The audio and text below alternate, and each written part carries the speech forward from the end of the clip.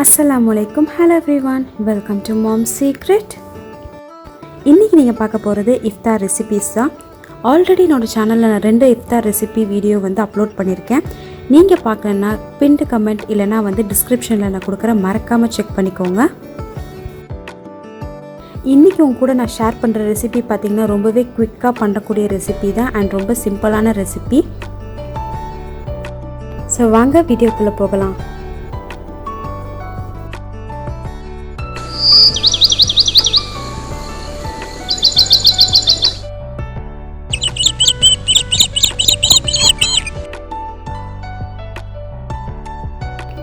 First பாத்தீங்கன்னா நான் China cross pudding தான் பண்ணியிருக்கேன். இதுக்கு ஒரு 1/2 லிட்டர் பால் நல்லா பாயில் பண்ணி எடுத்துக்கோங்க. ஸோ இந்த சைனா கிராஸ் புட்டிங் பார்த்தீங்கன்னா ரொம்பவே குளிர்ச்சியானது. இப்போ இதில் நான் ஒரு பாதி பேக்கெட் அளவுக்கு அகர் சைனா கிராஸ் சேர்த்துக்கிறேன். இது நல்லா சூடு பாலில் சேர்க்கும் போது பார்த்தீங்கன்னா நல்லா மெல்ட் ஆகிடும். இப்போ இந்த சைனா கிராஸ் பார்த்தீங்கன்னா நல்லா கரையிற அளவுக்கு நல்லா பாயில் பண்ணி எடுத்துக்கோங்க. ஸோ கொஞ்சம் கிரன்ச்சியாக இருக்கிறதுக்காக நான் பாதாம் சேர்த்துக்கிறேன். இப்போ இதில் நல்லா மிக்ஸ் பண்ணிவிட்டு ஸ்டவ் ஆஃப் பண்ணிடலாம்.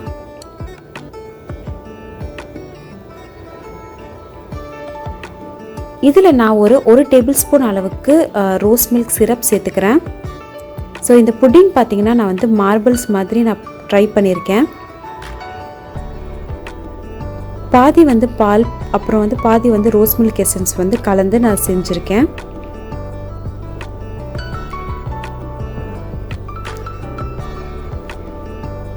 இது சூடோடு இருக்கும் போதே ஒரு பிளேட்டில் ட்ரான்ஸ்ஃபர் பண்ணிக்கோங்க. அப்போ தான் இது செட் ஆகும். என்னோட சைல்ட்ஹுட் டேஸில் ரமதான்னாலே இது எங்கள் வீட்டில் கண்டிப்பாக இருக்கும். ஸோ இது வெறும் பாலில் பண்ணலாம், இல்லை ரோஸ் மில்கில் பண்ணலாம், இல்லைனா பிஸ்தா எசன்ஸ் யூஸ் பண்ணி பண்ணலாம், எதில் வேணாலும் ட்ரை பண்ணலாம். ஃப்ரூட்ஸ் கூட நீங்கள் ஆட் பண்ணி பண்ணலாம் இதை. ஸோ இது செட் ஆகிறதுக்கு ஜஸ்ட் ஒரு 1/2 அன் ஹவர் போதும்.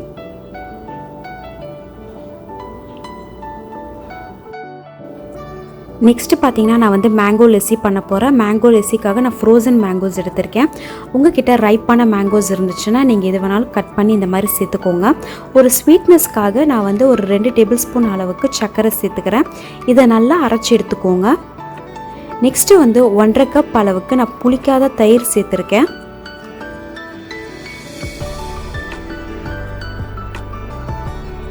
இப்போ இதெல்லாத்தையும் நல்லா அரைச்சி எடுத்துக்கோங்க. தேவைப்பட்டால் நீங்கள் கொஞ்சம் தண்ணி கூட சேர்த்து அரைச்சி எடுத்துக்கலாம்.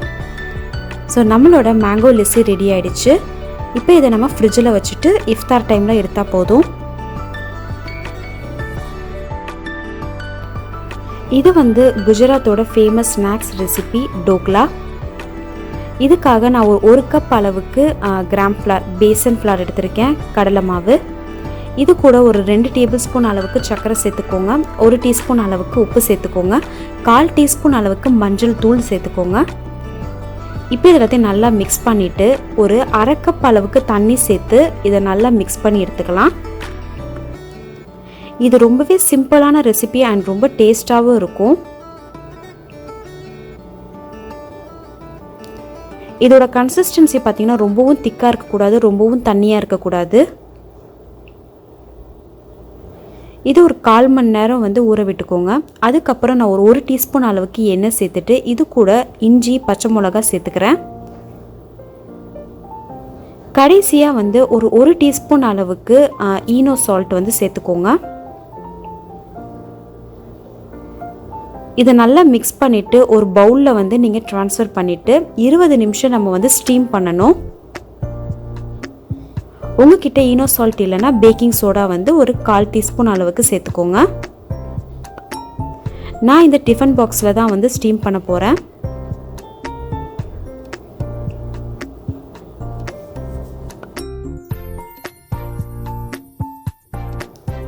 ஆல்ரெடி இட்லி பேனில் தண்ணி சேர்த்துட்டு நல்லா பாயில் பண்ண வச்சுருக்கேன். ஸோ இப்போ இதை சேர்த்து ஒரு 20 நிமிஷம் ஸ்டீம் பண்ணி எடுத்திங்கன்னா நல்லா சாஃப்டான டோக்லா ரெடி ஆகிடும்.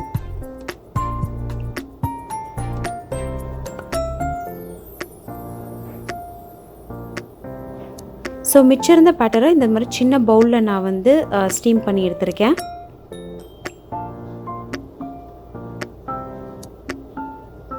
ஸோ இதுக்கு மேலே பார்த்திங்கன்னா நம்ம ஒரு தட்கா ரெடி பண்ண போகிறோம். ஒரு பேனில் ஒரு டீஸ்பூன் அளவுக்கு எண்ணெய் சேர்த்துக்கோங்க. எண்ணெய் நல்லா சூடானதுக்கப்புறம் 1 டீஸ்பூன் அளவுக்கு மஸ்டர்ட் சீட்ஸ் கடுகு சேர்த்துக்கோங்க. இது கூட 2 பச்சை மிளகாய் சேர்த்துக்கோங்க. இதுக்கு மேலே ஒரு 2 டேபிள் ஸ்பூன் அளவுக்கு தேங்காய் சேர்த்துக்கோங்க. கடைசியாக கொஞ்சோண்டு கொத்தமல்லி சேர்த்துட்டு ஒரு 1/2 கப் அளவுக்கு தண்ணி சேர்த்துக்கோங்க.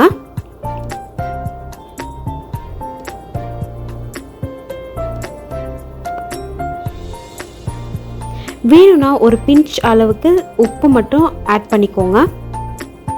ஸோ நம்மளோட தடுக்கா ரெடி ஆயிடுச்சு. இப்போ இந்த டோக்லா மேலே நம்ம வந்து பண்ணி வச்சுருந்த தடுக்காவை போட்டுக்கலாம். இதோட ப்ரெப் டைம் பார்த்தீங்கன்னா 5 நிமிஷம் இருக்கும். ஆனால் இது குக் ஆகிற டைம் வந்து 20 நிமிஷம் தான். ஸோ ரொம்பவே குவிக்காக சிம்பிளாக நம்ம டேஸ்டியாக சாப்பிட்ணுன்னா இதை நீங்கள் ட்ரை பண்ணி பார்க்கலாம்.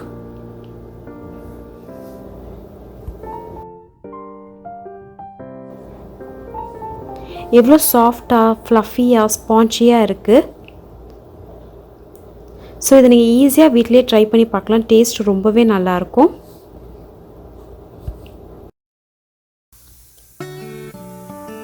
நெக்ஸ்ட்டு பார்த்தீங்கன்னா நான் சஹருக்காக சிக்பீஸ் பிரியாணி கொண்டக்கடலை யூஸ் பண்ணி பிரியாணி பண்ணுறேன். ஸோ எப்படி பண்ணலான்னு பார்க்கலாம் வாங்க. நான் இன்ஸ்டன்ட் பாட் யூஸ் பண்ணி இன்றைக்கி நான் ட்ரை பண்ணுறேன். நீங்கள் ஜஸ்ட் நார்மல் குக்கரில் பண்ணலாம், இல்லை நார்மல் பாத்திரத்துலேயே கூட இதை நீங்கள் பண்ணலாம். ஒரு 2 டேபிள் ஸ்பூன் அளவுக்கு நான் எண்ணெய் சேர்த்துருக்கேன். எண்ணெய் நல்லா சூடானதுக்கப்புறம் 3 ஏலக்காய், 1 டீஸ்பூன் அளவுக்கு ஃபெனல் சீட் சோம்பு சேர்த்துக்கோங்க. இது கூட ஒரு பட்டை சேர்த்துட்டு ஒரு பெரிய வெங்காயம் வந்து ஸ்லைஸ் பண்ணி வச்சுருக்கேன், அதையும் நான் சேர்த்துக்கிறேன். வெங்காயம் நல்லா வந்து குக் ஆனதுக்கப்புறம் ஒரு 1.5 டீஸ்பூன் அளவுக்கு இஞ்சி பூண்டு பேஸ்ட்டு சேர்த்துக்கோங்க. ஸோ இந்த பிரியாணி பார்த்தீங்கன்னா நார்மல் சிக்கன் பிரியாணி டேஸ்ட்லேயே தான் இருக்கும். இது இஞ்சி பூண்டோட ரா ஸ்மெல் போகிற வரைக்கும் இதை நல்லா வதக்கிக்கோங்க. இப்போ இதில் ஒரு தக்காளி வந்து நம்ம ஸ்லைஸ் பண்ணி வச்சுருக்கோம், அதையும் சேர்த்துக்கலாம்.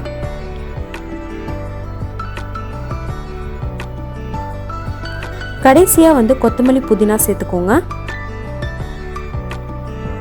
இப்போ இந்த பிரியாணிக்கு தேவையான மசாலா எல்லாத்தையும் நம்ம சேர்த்துக்கலாம். ஒரு டேபிள் ஸ்பூன் அளவுக்கு நான் உப்பு சேர்த்துக்கிறேன். 1 டீஸ்பூன் அளவுக்கு மிளகாத்தூள் சேர்த்துக்கோங்க. 1 டீஸ்பூன் அளவுக்கு பிரியாணி மசாலா சேர்த்துக்கோங்க. 1 டீஸ்பூன் அளவுக்கு கரம் மசாலா சேர்த்துக்கோங்க. இப்போ இது எல்லாத்தையும் நல்லா வதக்கிக்கலாம்.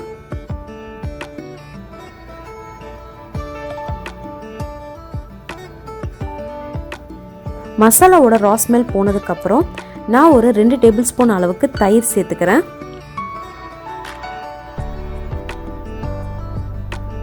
இப்போ இதில் பார்த்தீங்கன்னா ஒரு 1/2 கப் அளவுக்கு நான் கொண்டக்கடலை ஊற வச்சுருந்தேன். இப்போ அதை சேர்த்துக்கலாம். 1/2 கப் அளவுக்கு அரிசி ஊற வச்சுருக்கேன். 1/2 கப் அளவுக்கு அரிசின்றனால நான் வந்து 2 கப் அளவுக்கு தண்ணி சேர்த்துக்கிறேன். ஸோ இன்றைக்கி நான் பாஸ்மதி ரைஸ் யூஸ் பண்ணி தான் இந்த பிரியாணி பண்ணுறேன். கடைசியாக வந்து கொஞ்சம் லெமன் ஜூஸ் வந்து ஸ்க்வீஸ் பண்ணிக்கோங்க. தண்ணி நல்லா பாயில் ஆனதுக்கப்புறம் நம்ம சோக் பண்ணி வச்சுருந்த அரிசியை சேர்த்துக்கலாம்.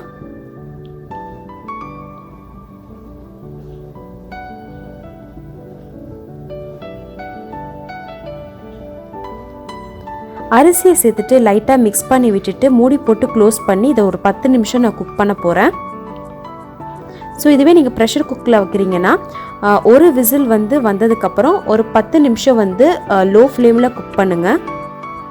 ஸோ பிரியாணி பார்த்தீங்கன்னா நல்லா உதிரியாக ரெடி ஆகிடும்.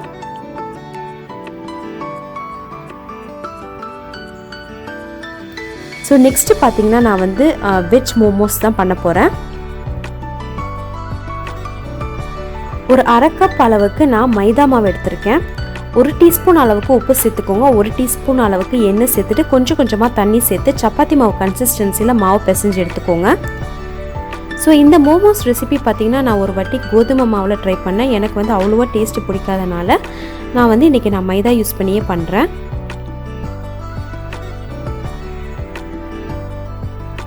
ஸோ இதுக்கு வந்து ஒரு சட்னி ரெடி பண்ணுவாங்க, நல்லா ஸ்பைசியான சட்னி. இதுக்கு ஒரு தக்காளியும் 2 காஞ்ச மிளகாவும் வந்து பாயில் பண்ணிகிட்ருக்கேன். ஸோ இதோட ஸ்டஃபிங் பார்த்தீங்கன்னா ஒரு 2 டேபிள் ஸ்பூன் அளவுக்கு எண்ணெய் சேர்த்துக்கோங்க. இதில் வந்து 1 டீஸ்பூன் அளவுக்கு இஞ்சி பூண்டு பேஸ்ட் சேர்த்து இஞ்சி பூண்டோட ரா ஸ்மெல் போகிற வரைக்கும் நல்லா வதக்கி எடுத்துக்கோங்க. ஒரு வெங்காயம், ஒரு கேரட்டை வந்து துருவி வச்சுருக்கேன். இப்போ அதையும் நல்லா மிக்ஸ் பண்ணிக்கலாம்.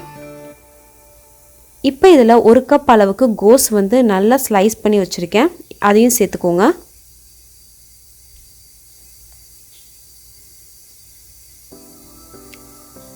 இப்போ இதெல்லாத்தையும் நல்லா மிக்ஸ் பண்ணிக்கோங்க. இதுக்கு தேவையான அளவு உப்பு சேர்த்துட்டு காரத்துக்கு பார்த்தீங்கன்னா நான் 1 டீஸ்பூன் அளவுக்கு மிளகுத்தூள் சேர்த்துக்கிறேன். ஸோ இந்த ஸ்டஃபிங்கில் பார்த்தீங்கன்னா வேறு எந்த ஸ்பைஸுமே நம்ம சேர்க்க போகிறது இல்லை. இதுவே ரொம்ப டேஸ்ட்டாக இருக்கும். இது எல்லாத்தையும் நல்லா மிக்ஸ் பண்ணிவிட்டு மூடி போட்டு க்ளோஸ் பண்ணி ஒரு 5 நிமிஷம் குக் பண்ணுங்கள். ஸ்டஃபிங் ரெடி ஆகிடுச்சு. இப்போ மோமோஸ் எப்படி பண்ணலான்னு பாருங்கள். ஸோ ஆல்ரெடி என்னோடய சேனலில் வந்து வெஜ் மோமோஸ் ரெசிபி வந்து நான் அப்லோட் பண்ணியிருக்கேன். லிங்க் நான் டிஸ்கிரிப்ஷனில் கொடுக்குறேன், மறக்காமல் செக் பண்ணிக்கோங்க.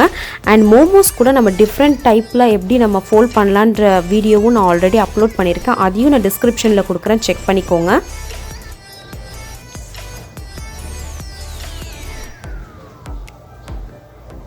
ஸோ இந்த மாதிரி கொஞ்சம் கொஞ்சமாக ஸ்டஃப் பண்ணிவிட்டு நம்ம வந்து மோமோஸ் ரெடி பண்ணிடலாம். இப்போ இதை எல்லாத்தையும் ஃபோல்ட் பண்ணிவிட்டு நம்ம வந்து ஒரு 10 நிமிஷம் இதை ஸ்டீம் பண்ணி எடுத்தோம்னா நம்மளோட மோமோஸ் ரெடி ஆகிடும்.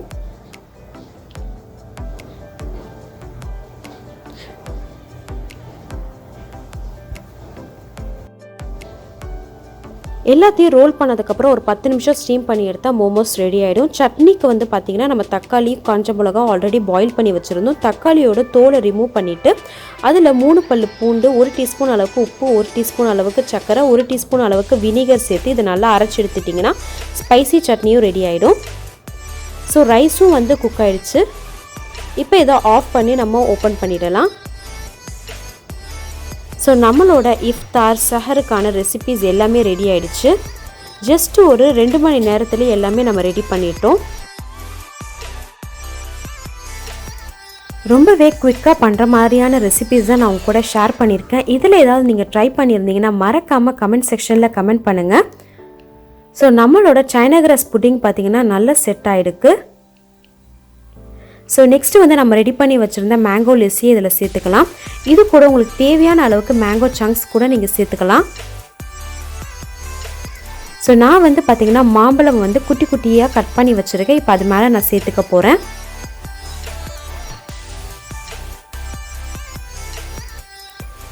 ஸோ இன்றைக்கி இஃப்தாருக்கு நான் என்னென்ன பண்ணியிருக்கேன்றதை நான் உங்ககிட்ட காட்டுறேன் பாருங்கள். ஸோ சஹருக்கு பார்த்திங்கன்னா நான் வந்து சிக்பீஸ் பிரியாணி பண்ணியிருக்கேன். டோக்லா, மேங்கோ லெஸ்ஸி,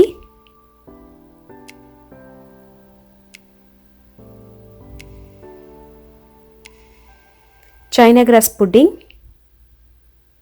கடைசியாக மோமோஸ். நான் அது கூடவே பார்த்திங்கன்னா ஸ்பைசி சட்னி பண்ணியிருக்கேன். இந்த ரெசிபீஸில் உங்களுக்கு எது பிடிச்சிருக்குன்னு கீழே கமெண்ட் செக்ஷனில் கமெண்ட் பண்ணுங்கள். அண்ட் ஏதாச்சும் நீங்கள் ட்ரை பண்ணிங்கன்னா மறக்காமல் என் கூட நீங்கள் ஷேர் பண்ணலாம். என்னோடய இன்ஸ்டாகிராம் அக்கௌண்ட் வந்து நான் டிஸ்கிரிப்ஷனில் கொடுக்குறேன். நீங்கள் அதுக்கு ஃபோட்டோ சென்ட் பண்ணிங்கன்னா நான் வந்து என்னோடய ஸ்டோரியில் ஆட் பண்ண. இந்த வீடியோ உங்களுக்கு பிடிச்சிருக்குன்னு நினைக்கிறேன். பிடிச்சிருந்துச்சுன்னா மறக்காமல் லைக் பண்ணுங்கள், உங்கள் ஃப்ரெண்ட்ஸ் அண்ட் ஃபேமிலி கிட்ட ஷேர் பண்ணுங்கள், சப்ஸ்கிரைப் பண்ணுங்கள். அண்ட் பக்கத்தில் இருக்கிற நோட்டிஃபிகேஷன் பெல் ஐக்கானையும் மறக்காமல் ப்ரெஸ் பண்ணிக்கோங்க. Until then, stay tuned, stay healthy.